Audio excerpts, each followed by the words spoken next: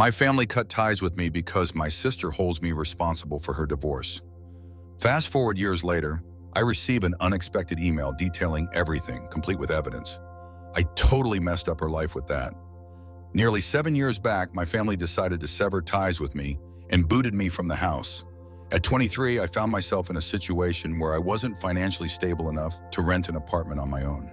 Everything happened so suddenly that I had no time to prepare, either mentally or financially. My sister is the one to blame for all of this. My sister Rachel, who is 36, and I have always had a bit of distance between us due to our age difference. She tied the knot with her boyfriend, Brian, 39M, after dating for 3 years when she was 27, and they spent 2 years as a married couple. They split up just 3 years after tying the knot because Rachel claimed Brian was cheating with one of my friends. I was staying with my folks after finishing college because I had just landed a job, and I figured it was a smart move to save some cash before heading out on my own. My parents were fine with that setup, but that changed when my sister revealed she was getting a divorce. She walked in one day, tears streaming down her face, and dropped the bombshell that she had filed for divorce because her husband had been unfaithful for the past 6 months. So she totally threw me under the bus for introducing my friend to him. So my friend Naomi, who's 27, was on a mission to gain some weight. She reached out to Brian, who's a certified dietitian, and he was totally down to help her out. I was the one who introduced her to him, and it turns out she was the one Brian had been cheating on my sister with. I couldn't believe this was going down. Even though Naomi and I weren't tight, I always knew she was a solid person who would never mess around with a married guy. Honestly, cheating just didn't seem like something Brian would ever do. He was completely head over heels for Rachel and always spoke highly of her, so it was really tough for me to wrap my head around the idea that he would cheat on her. I was skeptical, but my parents totally bought into her story without a second thought, even though she had zero evidence of him cheating.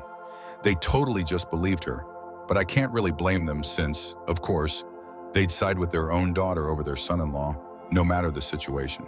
I just couldn't wrap my head around why they were so quick to boot me out, all because Rachel said something. One day she just barged in, threw a fit, and somehow managed to persuade my parents to kick me out, all because I was the one who introduced Naomi to Brian. She blamed me for destroying her marriage, and oddly enough, my parents sided with her. I was heartbroken and attempted to reason with my parents, but they were completely unwilling to hear me out. They even threatened to kick me out if I didn't leave on my own. In a single day, I found myself without my family and my home, completely lost and unsure of where to turn next. I was just sitting there on the sidewalk, crying my eyes out with all my things scattered around for what felt like an eternity. Eventually, I managed to get it together and headed over to a friend's place for the night. I reached out to them daily for several days, but no luck came my way. My buddy totally came through and let me crash at his place while I searched for my own apartment. Sadly, it seems my parents were convinced that I was at fault and that I was the one to blame for the divorce. My parents straight up told me they were disgusted by my actions before they kicked me out, which honestly made no sense since I wasn't the one who cheated with Brian. They totally blocked my number so I couldn't reach them at all. When I attempted to visit, my mom straight up threatened to call the cops on me if I didn't bounce. So after all that, it hit me that they were totally serious about this and genuinely held me responsible for whatever went down. I guess I shouldn't have been shocked, considering my sister has always been the golden child. My parents never really intended to have a second child, so I often found myself on the back burner. I didn't mind it much while growing up, but I had no idea it would lead to something so significant later on. Looking back, I suppose I should have anticipated it, but honestly, I doubt anyone in my situation would have seen this coming.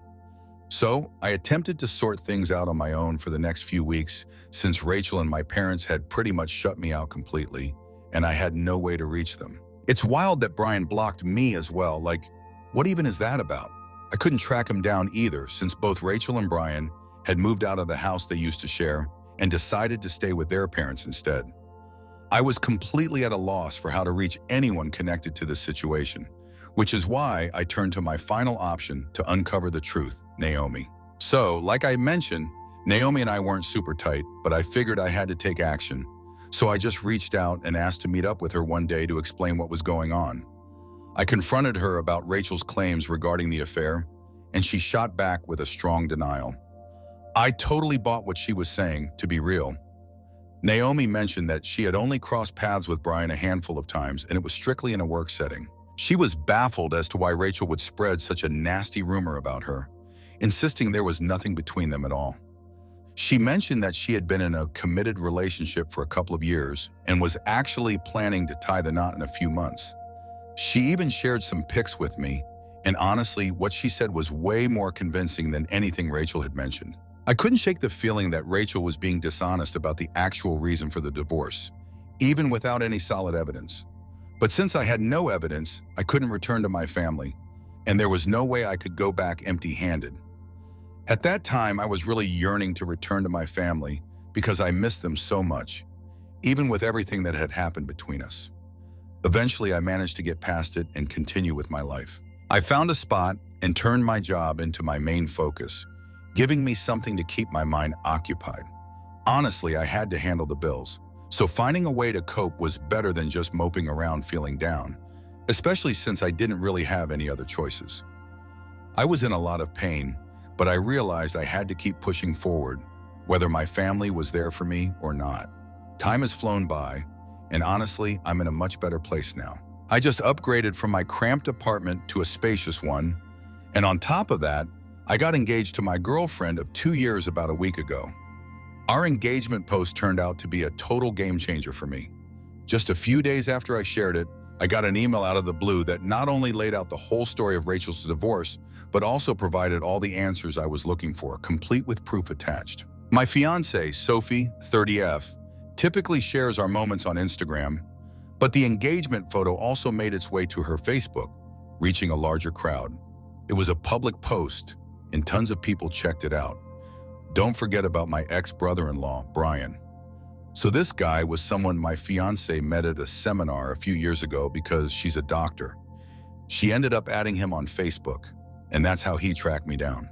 It's wild how interconnected everything is, and honestly, for once, I'm really appreciating that fact.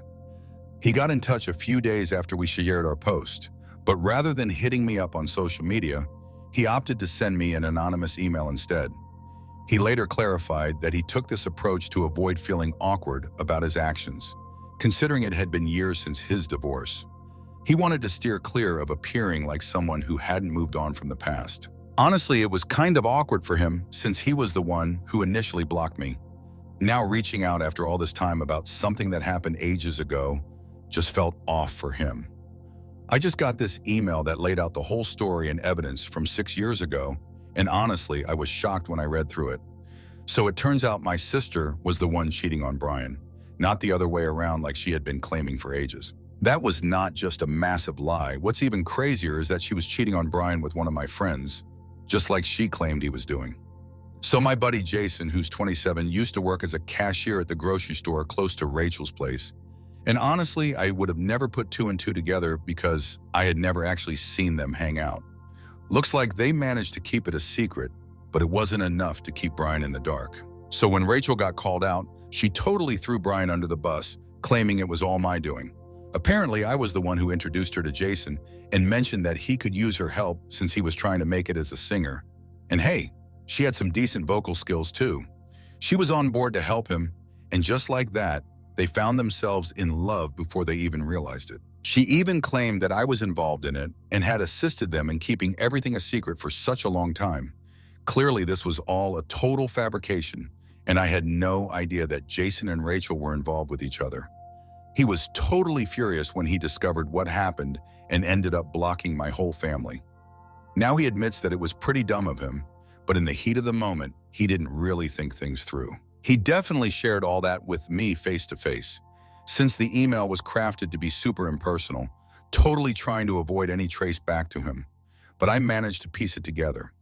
The evidence he provided was a series of screenshots showing emails exchanged between my sister and Jason. They were chatting about how simple it is to deceive Brian, filled with declarations of love and their plans for future meetups. She couldn't possibly refute any of this, especially since she'd even used her middle name in the emails, something not many are privy to. I had her completely cornered. After digging through Sophie's Facebook friends, I realized it had to be Brian who sent me that email. My instincts were telling me it was linked to social media, and once I spotted Brian in her friend list, I reached out to him. So we met up a few days ago, and he mentioned that he heard from Naomi, who he met a couple of years ago, about what Rachel had shared with her family. I had asked her to keep my side of the story under wraps, and I was really regretting that decision when it hit me. If I hadn't said anything, she likely would have spilled the beans to Brian, and I could have cleared my name a long time ago. So they bumped into each other a few years back, and she ended up bringing up the divorce. That led to a conversation, and eventually he found out what Rachel had shared with us. He admitted he wanted to bring it up and be honest with me, but he held back because it felt awkward. I can't believe it, but if Brian didn't get embarrassed so easily, things would have been way smoother for me. I ended up forgiving him because I really needed his support to totally take down my sister, and I was sure he'd be all in for it too. Rachel was totally deceiving my parents to secure some cash while going through her divorce, and she even dragged me into it just to cover her tracks. She knew that if I'd talked to Naomi, I'd uncover the whole story. I just can't believe that a person, particularly one whose family, could be so incredibly selfish. I'm pretty sure she never took the time to clarify anything, and my parents just swallowed whatever stories she was spinning during her divorce. She was fully aware that if our parents found out she was the one who cheated, it would spell serious trouble for her, and she just couldn't take that chance. It's unfortunate, but it's finally here, and I'm ready to use it to turn her world upside down, just like she did to me all those years back. It was a total mystery whether my family still lived in the same place since it had been 6 years since my last visit. But guess what? They were still there just as I remembered. I checked in with an old neighbor before heading over and was happy to find out that Rachel was still living with them too. Honestly, I wasn't shocked by that at all. Rachel has always been the type to lounge around and avoid any kind of effort. If she could just stay with her parents and let them handle all the chores, you know she'd jump at the chance. So a couple of days ago, Brian and I just dropped by their place out of the blue. My mom swung the door open, and we didn't even give her a moment to process what was going on before we barged in. My dad and Rachel were hanging out in the living room, and for a moment it felt like we were a happy family again. But that vibe didn't last long. Their faces changed the instant we walked in. My dad started throwing threats our way right off the bat, claiming he'd call the cops if we didn't get out of his house. I fired back, telling him he could do whatever he wanted, but only after he took a look at the documents we were about to present. My parents seemed totally lost, but Rachel looked like she was about to lose her lunch and quickly made an excuse to head to her room. I figured she was looking for a way out, but honestly, it wouldn't have mattered in the end. Brian shared the divorce papers and the email screenshots between Rachel and Jason, while I laid out the actual story behind it all. Brian also informed my parents that Rachel had to part with our family heirloom, my grandmother's diamond ring, during the settlement. She couldn't afford to pay him the money since she's just a high school teacher, so selling the ring became her only option. My parents were already freaked out by what we had shared, and that was just the icing on the cake. We sat back and witnessed the whole situation escalate as my dad confronted Rachel, demanding answers for everything that had gone down. When she continued to spin her web of lies, despite the mountain of evidence stacked against her, my dad didn't hesitate to show her the door. He gathered her things and passed the bags to her, then told everyone to leave their place immediately. I didn't need a second invitation and took off with Brian while my sister was there, trying her hardest to convince our parents to let her back in, just like I had done years before. This was karma in action, and I'm absolutely loving it. A few days have passed, and my sister just dropped by my room, insisting that I fix things with our parents right away. I had no clue how she tracked me down, but I made it clear that I owed her nothing now. She had messed up my life before, so I returned the favor, and now we were even. It seems like she completely lost her composure because the moment I mentioned that, she broke down in tears and called me a monster. I wasn't really into her drama, so I just closed the door while she kept crying her eyes out. I threw on my headphones and vibed to some music while Sophie, my fiancée, was grinding away in her study, making sure we both had our own space to focus. Eventually, Rachel decided to give us some space, but she made sure to leave a little note with a marker on my door, reminding me that I was just a vengeful monster. I honestly don't think I did anything wrong, and I don't feel guilty at all, but Rachel is really convinced that I'm the bad guy in this situation. I just gave her a taste of her own medicine from years back, but this time I was honest while she just lied and betrayed me. What are your thoughts on this? I'd have really messed up my sister's life and got her kicked out, all 7 years after she blamed me for her divorce. Here's the first update. Ugh, can you believe it? It's been a whole week since Rachel got the boot, and she's still pestering me. What gives? After the 14th call today, I finally had to bring up the cops to get her to stop. It worked, but seriously, what a hassle. Honestly, I have no clue how she got my phone number and address, but that's not really my concern at the moment. Rachel's attempting to gain my sympathy, claiming that a school teacher's salary isn't sufficient for her living expenses. I don't buy it. She's just frustrated about having to find a place and cover her own rent, electricity, and groceries now that our parents have given her the boot. Honestly, I don't feel all that sorry for her. So just to clarify, I've blocked her number multiple times, but it seems like she's having her friends add me to group calls anyway, so it's kind of pointless. My parents are just as bad, if not worse than Rachel. They tracked me down on Facebook and noticed the post about my engagement too.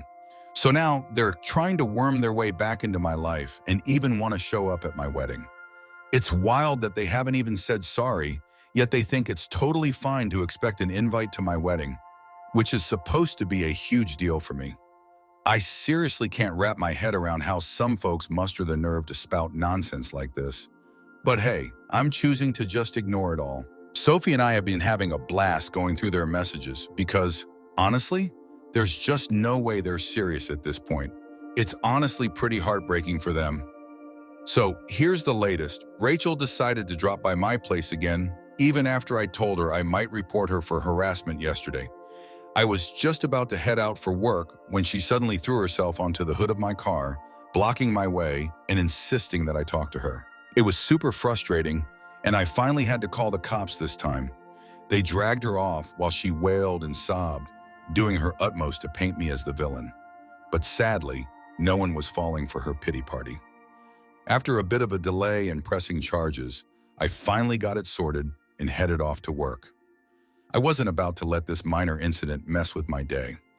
I had a feeling my parents would come to her rescue since she was their favorite, and it turns out I was spot on. My parents, after bailing her out, hit me up with a long text about how I was being way too hard on them for a mistake they made nearly 10 years ago. It was absolutely laughable since everything my sister and parents put me through was neither genuine nor even a blunder. They were fully aware of their actions and the cruelty behind them, yet they still chose to toss me out onto the street, fully knowing I had nowhere else to turn. Now that I have the upper hand, I really don't feel like being forgiving or nice anymore. I shot a message back to my parents, letting them know that they forfeited any say over my choices 7 years ago, so they should really stop fooling themselves.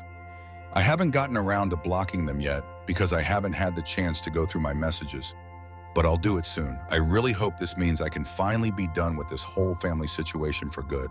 Update 3, just got home from work and checked my socials, and of course, my parents have sent me another lengthy message. Sophie and I went through it together, and honestly, it was the most hilarious thing I've ever read. Honestly, it's kind of amusing how clueless they are. Nothing they say or do affects me anymore. I just find their delusions and pathetic behavior laughable. So it seems they still think of us as family.